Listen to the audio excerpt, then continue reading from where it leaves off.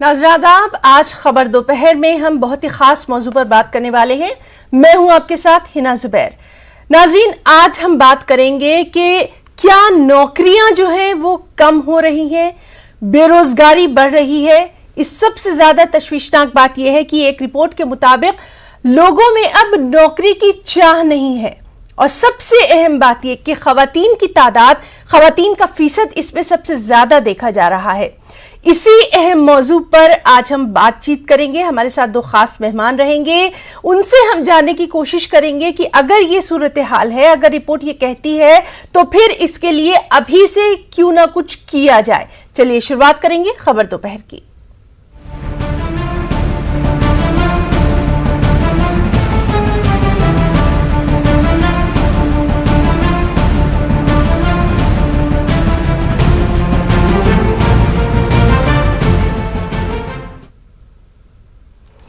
जी हाँ, न नौकरी और न नौकरी की चाह। सुनने में जरूर अजीब लगता है, लेकिन एक रिपोर्ट के जरिए ये बात कही जा रही है। CMIE की रिपोर्ट है कि हर साल नौकरी पाने में नाकाम रहे तकरीबन 45 करोड़ से ज्यादा लोगों ने काम की तलाश छोड़ दी है। सबसे ज्यादा तशवीशनाक बात यह है कि खवातीन की तादाद नाउम्मीद होने वालों में कहीं ज्यादा है। काबिलियत है, लेकिन इस सब के बावजूद अगर हम जो आदाद शुमार है उसको देखें तो सिर्फ 9% खवातीन के पास काम है या फिर वो काम की तलाश कर रही हैं, बाकी उम्मीद छोड़ दी है।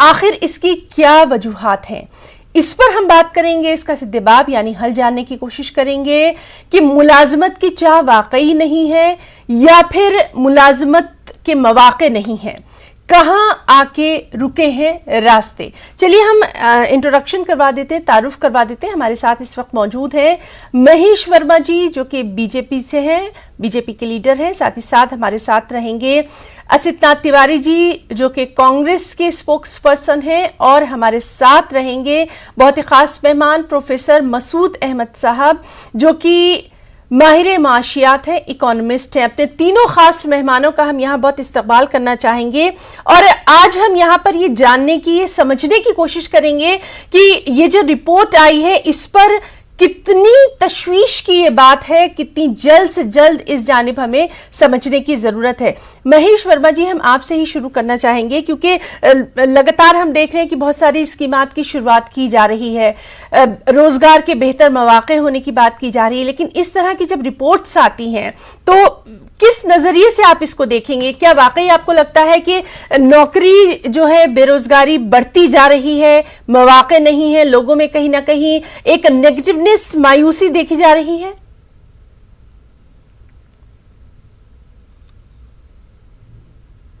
सवाल खड़ा करे तो मुझे उचित नहीं लगता, लेकिन निश्चित रूप से रिपोर्ट का कोई आधार तो हमें चुनना ही चाहिए जी। उसको समझना ही चाहिए, उसको परखना चाहिए जी।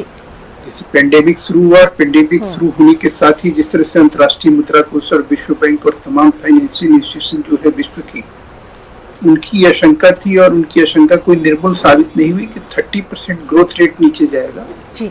और लगभग 24% के आसपास जो है बेरोजगारी विश्व में बढ़ेगी जी। तो इस चीज को तो कोई नकार के आगे बढ़ ही नहीं सकता है। सवाल यह है कि बेरोजगारी बढ़ेगी, बेरोजगारी किस सूरत में बढ़ेगी? जो लोगों को रोजगार मिला हुआ है वो उनके हाथ से जाएगा, जो रोजगार के लिए जो जॉब सीकर हैं उनको रोजगार नहीं मिलेगा। दोनों चुनौतियां थी सामने, लेकिन उससे भी बड़ी जो चुनौती थी, जो प्राथमिकता के साथ हमें निपटाना था, वो ये था कि वर्ल्ड में हम पहले ऐसे देश बने जहां पेंडेमिक की वजह से किसी आदमी को भूखे नहीं रहना पड़ा, भूखे नहीं सोना पड़ा। वैक्सीनेशन के मामले में हम अव्वल रहे। इसी प्रकार से जो हमारी सोशल सिक्योरिटी है, जिसको हम आप ये कह लें कि जो हम जिसके तहत जो है स्वास्थ्य है, शिक्षा है, या मनरेगा है, जन कल्याणकारी जितनी भी नीतियां हैं हमारी, योजनाएं हैं हमारी, उसको आगे जारी रखना। 130 करोड़ देश है, 130 करोड़ देश के लिए जो एक पूरी तरह से एक व्यवस्थित अर्थव्यवस्था जो है हमारी, कहीं वो कोरोना काल में जो है डगमगा गई थी जी। हमारी जीडीपी डिप में माइनस में चली गई थी, उससे बाहर निकालना, लोगों से टैक्स भी लेना, उस टैक्स के जरिए जो प्राथमिकता के तौर पे जो निपटाना है उसको निपटाना, ये बहुत सारी चुनौतियां थी हमारे सामने। उन चुनौतियों को पार करते करते आज की डेट में अगर हम कोई प्रमाणिक बात करें तो निश्चित रूप से इस साल का जो बजट है उसमें कहीं ना कहीं ये चीज दिखाई देता है। और अगर इस रिपोर्ट को हम एक तरफ कर दें और उस बजट को सामने रखकर या कहें कि इस रिपोर्ट को हमारे उस बजट को सुपर इम्पोज करें, तो निश्चित रूप से आपको जो है ये जो रिपोर्ट है उसमें कहीं ना कहीं जो इस रिपोर्ट में चिंता जाहिर की जा रही है उस चिंता से कहीं ना कहीं भारतीय जो है बाहर निकलता हुआ नजर आएगा। क्योंकि देश में आज 39 लाख करोड़ रुपए का जो हमारा बजट है उसमें जो इंफ्रास्ट्रक्चर है, जो उसमें हमारा कृषि क्षेत्र एग्रीकल्चर सेक्टर है, इसी प्रकार से हमने 250 से ऊपर जो है मिनिस्ट्री ऑफ डिफेंस ने एक MOU साइन करके और देश में ही जो हम बाहर से हथियार आयात करते थे उसका प्रोडक्शन है। तो बहुत सारे ऐसी चीजों को हमने लगभग 150 ऐसी परियोजनाएं हैं जिनको गति मिलनी है और उस गति से और उससे जो जॉब एक क्रिएट होता है, उससे जो जॉब मिलेगा निश्चित रूप से जो जॉब सीकर है उनको भी मदद मिलेगी, जिनके जॉब चले गए हैं उनको भी कहीं ना कहीं सहायता मिलेगा। ये बात यहाँ पर रखी है कि बहुत सारे मौके जो है वो पैदा किए जा रहे हैं और होना भी चाहिए क्योंकि हमें बहुत तेजी से आगे बढ़ना है। जो 2 साल का अरसा जो रहा है हमारी इकोनॉमी के लिए उसको हमें कवर करना पड़ेगा। लेकिन यहाँ पर हम बात कर रहे हैं कि कहीं ना कहीं जो एक फ्रस्ट्रेशन या एक मायूसी जो देखी जा रही है वो क्यों आ रही है आम नौजवानों में। हमारे साथ असितनाथ तिवारी जी भी मौजूद हैं। असित जी, आपसे भी जानना चाहेंगे, जिस तरह से लगातार ये रिपोर्ट आ रही है कि बेरोजगारी का मसला तो एक जानिब, मायूसी देखी जा रही है, मतलब जॉब की तरफ बढ़ने की जो एक ललक हम सब देखते थे कि नौजवान जब बाहर निकलता था, उसका लास्ट ईयर भी होता था पढ़ाई में, तो वो जॉब के लिए आगे बढ़ने की कोशिश करता था। अब वो एक मूड नजर नहीं आ रहा। ये सबसे ज्यादा तशवीशनाक बात आपको दिखाई दे रही है? देखिए हिना जी, इस रिपोर्ट के आने के बाद मैं अलग अलग न्यूज चैनलों की बात कर रहा हूं। जी सर। कि भाई लोगों ने बात की उन लोगों से जो रोजगार की तलाश में गए, उन्हें रोजगार नहीं मिला और वो लोग लौट के आ गए। तो कई पत्रकारों ने, आप लोगों ने भी, अलग अलग दीगर चैनल के लोगों ने भी उन लोगों से बात की जी। तो बड़े निराश है। निराश इसलिए है कि 2 साल से भटक रहे हैं, कोई काम ही नहीं मिल रहा है। 2 साल से भटक रहे हैं, कोई काम नहीं मिल रहा है। अब वो निराश होकर अपने गांव घरों को लौट रहे हैं और उनके पास आगे का कोई रास्ता नहीं है। अभी सोचा नहीं कि आगे क्या करेंगे, अभी वो समझ नहीं पा रहे हैं क्या करेंगे। भारतीय जनता पार्टी के तर्जुमान ने जो एक बात कही कि भाई पेंडेमिक की वजह से रोजगार के मौके बहुत कम हुए हैं। सच्चाई है, पूरी दुनिया में कम हुए हैं। ऐसी कोई राजनीति नहीं करनी चाहिए जो बिल्कुल झूठ हो।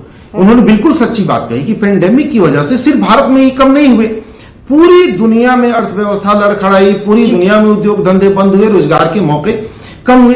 दुनिया के कई देशों ने इसे बहुत वक्त रहते संभाल लिया, बहुत देश अभी संभालने में जुटे हुए हैं। सच्चाई है कि हम भी जुटे हुए हैं। लेकिन हमारे यहां मामला सिर्फ ये नहीं था, हमारे यहां मामला इसके पहले बिगड़ चुका था और उसकी चर्चा जरूरी है। ये जो बेरोजगारी दर है, इसका पूरा अध्ययन अगर किया जाएगा तो आप पाएंगे कि नोटबंदी के बाद भारत की बेरोजगारी दर में जो बढ़ोतरी हुई है वो लॉकडाउन में हुई बढ़ोतरी से ज्यादा है। मतलब नोटबंदी में ज्यादा बेरोजगारी हुई है और उस दौरान जो लोग बेरोजगार हुए उन्हें आज तक काम नहीं मिला है। ये नोटबंदी की बात मैं कर रहा हूं, उन्हें आज तक काम नहीं मिला। मतलब हम वहीं से गड़बड़ हो गए और कोढ़ में खाज ये कि कोरोना आ गया। गड़बड़ी तो वहीं हो गई थी, कोढ़ में खाज हो गया कोरोना, इसने और हमें बर्बाद किया। प्रधानमंत्री जी को जिसने भी, जिन लोगों ने भी, जिस ग्रुप ने भी नोटबंदी का सुझाव दिया था उसे कतई अच्छा ग्रुप नहीं माना जाना चाहिए। उस ग्रुप ने इस देश के साथ बहुत बड़ा धोखा किया, इस देश को बुरी तरह से तबाह करने का काम किया। हम फौरी तौर पर जानना चाहेंगे कि आपको लगता है कि जो पॉलिसी है उस पर ज्यादा तवज्जो देने की जरूरत है, पॉलिसी प्रोजेक्ट पर? निश्चित मार्केट में लिक्विडिटी बढ़ानी होगी। बहुत बड़ा काम ये नहीं होता है, बस यहां से समझने का मसला है। मार्केट में लिक्विडिटी बढ़ाई है, मेरे पास पैसा होगा, वो बाजार में जाएगा, बाजार का पैसा चारों तरफ घूमेगा, सबकी जेब में पैसा पहुंचेगा। मेरे पास जो पैसा होगा वो अगर बाजार में जाएगा ही नहीं तो फिर सबकी जेब खाली हो जाएगी। मसला ये है कि लिक्विडिटी को पब्लिक के लिए छोड़िए, लिक्विडिटी को अपने 8-10 मित्रों के लिए मत छोड़ दीजिए कि सारे धन पर प्रधानमंत्री के 10 मित्रों का कब्जा हो जाए और बाकी पूरा देश कंगाल हो जाए। गड़बड़ी यहां हुई है, इस बात को क्यों नहीं स्वीकार किया जा रहा है? कि जब लिक्विडिटी, जब पैसा वितरित होगा तो बाजार में पैसा होगा, हमारी आपकी जेब में पैसा होगा। एक चेन बनता है जो घूमता रहता है, किसी की जेब में ज्यादा, किसी की जेब में यानी कम। पहले जॉब क्रिएशन की जरूरत है, नौकरियां जब होंगी तभी खर्च भी कर सकते हैं। आपसे हम बातचीत जारी रखेंगे।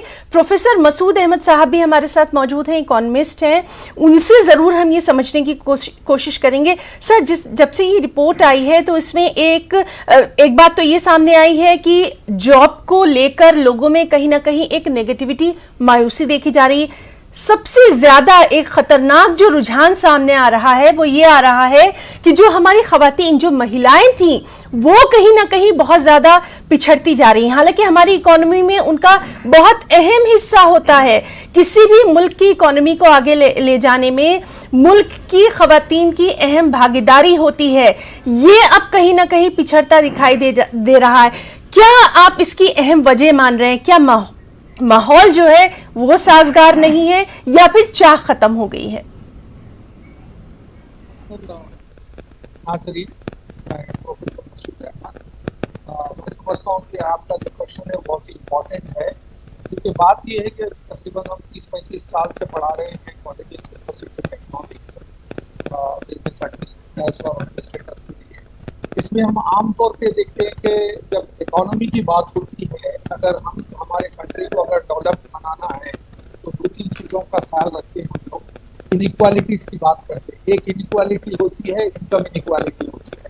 इनकम इनइक्वालिटी का मतलब क्या है कि मसूद साहब, आपसे हम बात करने की कोशिश करेंगे। आपका थोड़ा सा ऑडियो जो है वो ऑडिबल नहीं है। आपसे फिर हम जुड़ने की कोशिश करते हैं। और हमारे साथ महेश वर्मा जी भी मौजूद है। महेश वर्मा जी, यहाँ पर हम सियासत बिल्कुल उसको नहीं ला रहे हैं, हम एक डिस्कशन कर रहे हैं। हम आपसे ये जानना चाह रहे हैं कि क्या आपको नहीं लगता है कि मजीद हमें पॉलिसी बनाने पर तवज्जो देने की जरूरत है? जो हमारी खवातीन हैं, महिलाएं हैं, उनको ऐसा माहौल अभी यहाँ पर प्रोवाइड करने की जरूरत है जिसमें कहीं ना कहीं वो अपने आप को, जो उनकी काबिलियत है, उसको और बेहतर तरीके से सामने ला सकें। और ऐसा पहले भी होता रहा है, ये कोई नई बात नहीं है। अभी थोड़ा सा सेंसिटिव होकर इस जानिब तवज्जो देने की जरूरत है। महेश जी, जब से हम सरकार में आए हैं, प्रधानमंत्री नरेंद्र मोदी जी ने वो मिसाल कायम की है जो इस देश में पिछले 75 साल से इस जो महिलाओं को, विशेष रूप से महिलाओं का जो एक इग्नोरेंस था, उनकी जो उपेक्षा थी हर क्षेत्र में, वो हर क्षेत्र में उनकी उपस्थिति बढ़ गई है।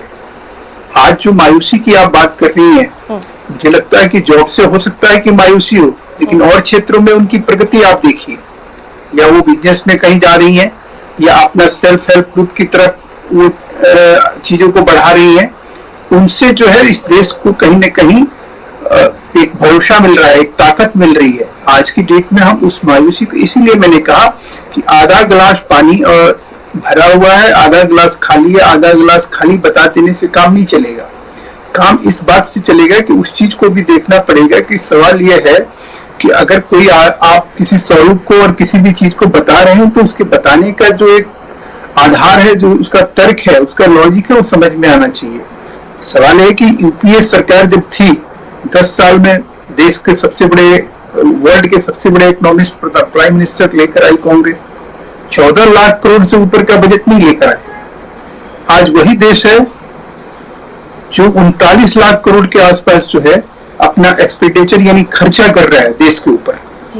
हमारी आवश्यकताएं बढ़ी हैं। ये कैसे संभव हुआ? एक लेमैन की तरह मैं बात कर रहा हूँ। ये कैसे संभव हुआ? ये इसलिए संभव हुआ हिना जी, क्योंकि भ्रष्टाचार जो है, पैसे वही थे, देश वही था, अमला जमला वही था, लोग वही थे। धरातल पे, जमीन पे चीजें जब उतरने लगी और उसका आस्वादन जब जनता करने लगी, तो निश्चित रूप से कहीं समझ में आया कि ये देश जो है सही मायने में क्यों पिछड़ा, उसका कारण क्या था।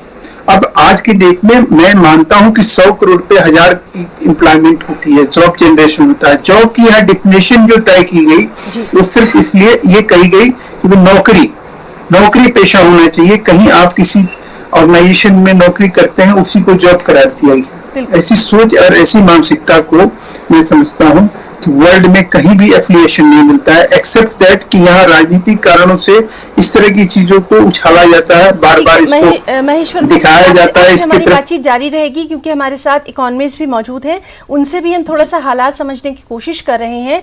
प्रोफेसर मसूद अहमद साहब, आपसे जानना चाहेंगे, जिस तरह से हमने आपसे पूछा था कि आपको लगता है ये जो एक इकोनॉमिक शॉक है या फिर जो बिजनेस हालात हम देख रहे हैं, पूरा माहौल हम देख रहे हैं, तज्जिया आपसे चाहेंगे मसूद साहब। जी, मैं बात कर सकता हूं? सुनिए आ रहा है? बिल्कुल जी, अभी आपकी आवाज बिल्कुल ठीक है।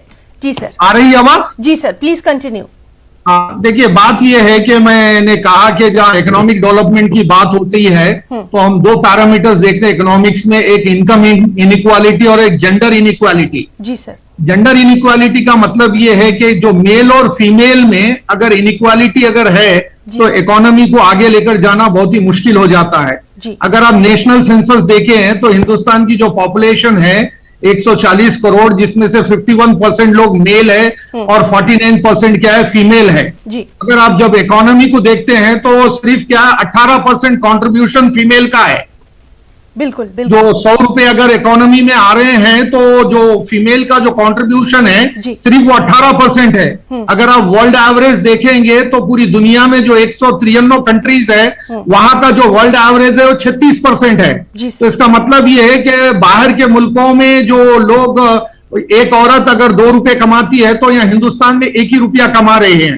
तो ये मेरे हिसाब से एज ए इकोनॉमिस्ट क्या है, हमारे वास्ते क्या है, ये चिंता की बात है कि जो जेंडर इनइक्वालिटी है, चाहे वो एम्पावरमेंट में हो या एजुकेशन में हो या इकोनॉमिक एक्टिविटी में हो, इर्रेस्पेक्टिव ऑफ पॉलिटिकल पार्टी, ये हमारी जिम्मेदारी है कि क्या मालूम हम इसको रिमूव करना चाहिए, इसको जो जेंडर इनइक्वालिटी है खासतौर से फीमेल की इनकम में। अब देखिए, सबसे बड़ा पहलू, अब जब से जो बात कर रहे हैं, पहली तो बात वो जो रिपोर्ट है ना, centre for monitoring Indian economy, हम तकरीबन कई दहों से गवर्नमेंट लेवल में और यूनिवर्सिटीज में हम रिपोर्ट्स को फॉलो करते हैं इकोनॉमिक एनालिसिस के लिए। मैंने भी रिपोर्ट पढ़ा हूं, मैं इसकी जिस्ट की। मुझे तकलीफ कुछ अलग है एज इकोनॉमिस्ट, क्या है कि अगर आप नेशनल सेंसस अगर देखेंगे कि हिंदुस्तान की जो आबादी 140 करोड़, 50% आबादी क्या है कि जो उम्र है वो 25 साल से कम है। तो इसका मतलब ये है कि तकरीबन 70 करोड़ जो लोग हैं हिंदुस्तानी, वो 25 साल से कम है। जी सर। और हिंदुस्तान की 65% आबादी है, 65%, उनकी एज है 35 ईयर्स से कम है। तो ये दुनिया में ये सब में बड़ा एडवांटेज है इंडियन इकोनॉमी के लिए। अंग्रेजी में हम कहते हैं ये डेमोग्राफिक डिविडेंड कहते हैं। जी सर। क्योंकि हमारा जो कंट्री है यंगेस्ट कंट्री है, जो 25 साल और 35 साल की उम्र के जो लोग रह रहे हैं दुनिया में कहीं नहीं है। यहां तक चाइना का लीजिए, चाइना की क्या आधे से ज्यादा आबादी ओल्ड एज में आ चुकी है। तो हम कहते हैं डेमोग्राफिक डिविडेंड। मगर बदकिस्मती ये रही है हमारी कि कुछ कारणों की वजह से जो हमें एडवांटेज मिला था यंग पॉपुलेशन का, जो 25 साल की उम्र है, 35 साल की उम्र है, जितना हमें फायदा होना चाहिए था उतना नहीं हुआ। देखिए, एक पैरामीटर होता है एम्प्लॉयबिलिटी रेशो बोलकर, 100 में से कितने लोगों को जॉब मिल रहा है। अगर 221 का डेटा अगर उठा के देखे तो एम्प्लॉयबिलिटी रेशो हिंदुस्तान में 47% है। इसका मतलब जो एक्टिव लोग हैं सिर्फ 47 लोग काम कर रहे हैं, बाकी के 53 लोग काम नहीं कर रहे हैं।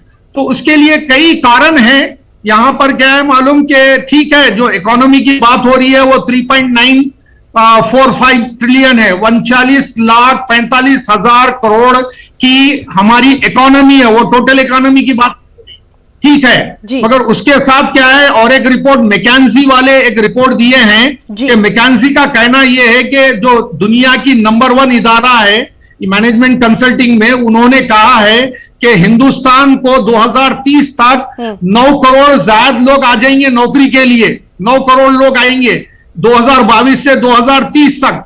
तो इसके लिए क्या है, हिंदुस्तान को कुछ इसका प्रोविजन करना पड़ेगा। यानी जो नौजवान हमारे पढ़ लिख कर तालीमी इदारों से निकल रहे हैं उनके लिए कहीं ना कहीं जॉब्स नहीं है। असदनाथ जी, आपसे हम जानना चाहेंगे, जिस तरह से हम ये देख रहे हैं कि एक अलार्मिंग रिपोर्ट है और इस पर सबको तवज्जो देने की जरूरत है, मिल बैठ कर सोचना होगा कि हम इन्वेस्टर को, जो भी अपना इन्वेस्ट कर रहा है, उसको ये यकीन दिलाना होगा कि हाँ भाई आप अपना पैसा लगाइए और फिर उससे मुल्क पूरा जो है वो तरक्की करेगा। किस तरह से आप इन तमाम चीजों को देखेंगे? देखिए, मैं आपकी बात से मुत्तफिक हूं। असिताज जी, असिताज जी, पिछले 6 सालों में 8 कंपनियां भारत छोड़ के चली गई, जिसमें फोर्ड भी शामिल है और अभी कुछ दिन पहले डैटसन भी चली गई है, फोर्ड जैसी बड़ी कंपनी भी चली गई। इस तरह की 8 कंपनियां भारत छोड़ के गई हैं। इन्वेस्टमेंट की बात आप भूल जाइए। पहले से जो लोग यहां थे वो देश छोड़ के अब जा रहे हैं, कह रहे हैं कि आपके यहां काम करने का माहौल नहीं है। डैटसन ने तो जाते वक्त बाज़ाब्ता कहा कि आपके देश में अब काम करने का माहौल नहीं बचा, इसलिए हम जा रहे हैं। ये माहौल इस देश का बनाया गया। अभी वो बजट की चर्चा कर रहे थे भारतीय जनता पार्टी के जो तर्जुमान है कि हमने इतना बजट बढ़ा दिया। देखिए, बड़ी आप कह रहे हैं कि मैं लेमैन की तरह बात कर रहा हूं। वो लेमैन नहीं है, बड़े पढ़े लिखे आदमी है, उनकी बातचीत से मैं समझ गया। लेकिन बड़े पढ़े लिखे लोग बहुत अच्छे काम भी करते हैं और बहुत चालाकी से समाज को गुमराह करने का भी काम करते हैं। इन्होंने वो चालाकी दिखा दी। 2004 में जो ईंट 6 रुपए की मिल रही थी, आज 2022 में वो ईंट 14 रुपए की मिल रही है। जाहिर सी बात है कि बजट को उसी अनुपात में बढ़ाना पड़ता है जिस अनुपात में महंगाई बढ़ती है। आपने बजट बहुत बड़ा नहीं कर दिया है साहब, आपने महंगाई इतनी बड़ी कर दी है कि जो सड़क उस समय 6 करोड़ रुपए में बनती थी वो सड़क आज 13 करोड़ में बन रही है, इसलिए उतनी ही सड़क बनेगी अब 13 करोड़ में। तो बजट बढ़ा के आपने देश को कुछ दिया नहीं है, दरअसल महंगाई आपने इतनी बढ़ा दी है कि उतनी ही सड़क बनाने के लिए अब 13 करोड़ का बजट देना पड़ रहा है, जो 2004 में 6 करोड़ में जितनी सड़क बनती थी। इसलिए बजट बढ़ाया आपने नहीं है, महंगाई बहुत बढ़ाई है, ये बहुत साफ है। 8 कंपनियां देश छोड़ के चली गई। ये बेरोजगारी, जो नए बेरोजगार आएंगे उनके लिए क्या होगा? आप कह रहे हैं मिल बैठ के समस्या सुलझाई जाएगी, मिलने बैठने नहीं देना है। आप देख रही हैं कि हर हाथ को पत्थर थमाया जा रहा है, कहीं वो रोजगार न मांग दे, इसलिए उस हाथ को पत्थर थमाया जा रहा है, तलवार थमाई जा रही है, ठीक है, ये तमाम हम आगे भी ये बातचीत कर सकते हैं, करते रहे हैं। आज जो खास तौर पर हमारा मौजू है उसमें हम तुरंत आपसे फौरी तौर पर ये जानना चाहेंगे। हम बहुत ज्यादा यहाँ पर बैठकर भी बहुत ज्यादा क्यों ना नेगेटिव की बात ना करें। ये माहौल बेहतर हो सकता है, नौकरियां हो सकती हैं। खास तौर पर मैं खवातीन की बात करना चाहूंगी, महिलाओं की बात करना चाहूंगी, उनको बेहतर मौके दिए जा सकते हैं। इस पर हम यहाँ पर थोड़ी सी तवज्जो चाहेंगे। बहुत जल्दी आपसे जानना चाहेंगे क्या कुछ उनके लिए हो सकता है। तीनों की जो बात जी असिताज जी, खवातीनों की जो आप बात कर रही है ना, हमें पूरी एक आइडियोलॉजी समझनी चाहिए। देश क्या है ना, देश क्या है वो नहीं है जो हम बिल्कुल हमारे आपकी आंखों के सामने खड़ा है। इसके पीछे भी बहुत कुछ होता है, एक पृष्ठभूमि होती है। अभी क्या है कि देश जो लोग चला रहे हैं उनकी पृष्ठभूमि देखिए, एक पूरी आइडियोलॉजी होती है जिसमें ये मान के चला गया कि भाई महिलाएं घर का कामकाज करने के लिए होती हैं, उनको बाहरी दुनिया से मतलब नहीं रखना चाहिए। वो आइडियोलॉजी अभी शासन कर रही है और वो आइडियोलॉजी बड़े ही तरीके से एक काम कर रही है। हमको आपको एहसास नहीं होने दिया जाएगा। अभी वो कह रहे हैं कि महिलाएं दीगर क्षेत्रों में आगे बढ़ रही हैं। हिना जी अपने बच्चे को किसी प्राइवेट स्कूल में पढ़ा देंगी, इसमें सरकार का क्या योगदान है? मेरी बेटी किसी प्राइवेट स्कूल में पढ़ गई, इसमें सरकार का क्या योगदान है? ठीक है, इस बात के जवाब महेश वर्मा जी आपसे भी हम जानना चाहेंगे। हम यहाँ पर फौरी तौर पर जानना चाहेंगे, इस माहौल से निकलने की जरूरत है, उम्मीद की किरण देने की जरूरत है, उसके लिए फौरी तौर पर क्या कुछ करना चाहिए? देखिए हिना जी, हम जब से सत्ता में आए हैं तब से हमने सबसे पहले उसी चीज को रेखांकित करने की कोशिश करी जो हमारी जरूरत है। जैसे अभी हमारे जो अर्थशास्त्री महोदय थे, जिस तरह से उन्होंने बात रखी, उनकी बातों में मुझे कुछ मतलब वजन भी लगा कि जो कुछ कह रहे हैं उसको सबसे पहले हमें प्राथमिकता देनी चाहिए। जैसे 140 करोड़ का देश है और उसमें युवाओं की शक्ति, युवा शक्ति हमारे पास 65% है, तो हमें उनको सामने रख के और फिर हमें अपनी सारी चीजों को, योजनाओं को कहीं न कहीं मूर्त रूप देना चाहिए, उसको कहीं आगे उसमें प्रोसीड करना चाहिए। देश की जरूरत क्या थी? देश की जरूरत ये थी कि जो लोग बेरोजगार घूम रहे हैं उनको हम रोजगार से कहीं न कहीं कनेक्ट करें। सवाल यह है कि इस देश में जो है जिस तरह से शिक्षा की व्यवस्था थी, हमारा शिक्षा मॉडल ऐसा होता था हीना जी, आपको सुन के हैरानी होगी कि हमारी न्यू जो एजुकेशन पॉलिसी है वो 1831 में मैकाले ने जो न्यू एजुकेशन पॉलिसी बनाई 1838 में, वो आज तक अभी तक 2020 तक जिंदा थी। उसके तहत ग्रामीण क्षेत्र में आप यूनिवर्सिटी और कॉलेज नहीं खोल सकते थे। कहाँ से विकास होगा? कहाँ से कौशल बढ़े, कहाँ से हमारे बच्चे शिक्षित। टाइम यहाँ पर बहुत इंपॉर्टेंट है, ये बात यहाँ पर समझ में आ रही है कि उस जानिब तवज्जो देने की जरूरत है। प्रोफेसर मसूद अहमद साहब, आपसे फौरी तौर पर जानना चाहेंगे कि कितना जरूरी हो गया है अभी से इस सिमत में काम करना ताकि और सूरत हाल खराब ना हो। जी शुक्रिया। पहली तो बात यह है कि मेरे जो कोलीग्स है बैठकर है वहां पर जो रिप्रेजेंटेटिव्स, एक बात तो हम लोग तय कर लेना चाहिए, जब इकोनॉमी की बात आती है तो ये देश की बात है, तो हमें जो डिस्कशन करना है और जो भी सोल्यूशन देना है ये पार्टी के ऊपर उठकर लाना चाहिए। समझ जाओ कि सब में बड़ा मसला हमारा क्या है, कुछ एम्प्लॉयबिलिटी का है, एम्प्लॉयबिलिटी स्किल्स का है। मैं जैसे कहा कि 47% है, मगर फीमेल्स की जो एम्प्लॉयबिलिटी स्किल्स है वो 30% से नीचे आ रही है।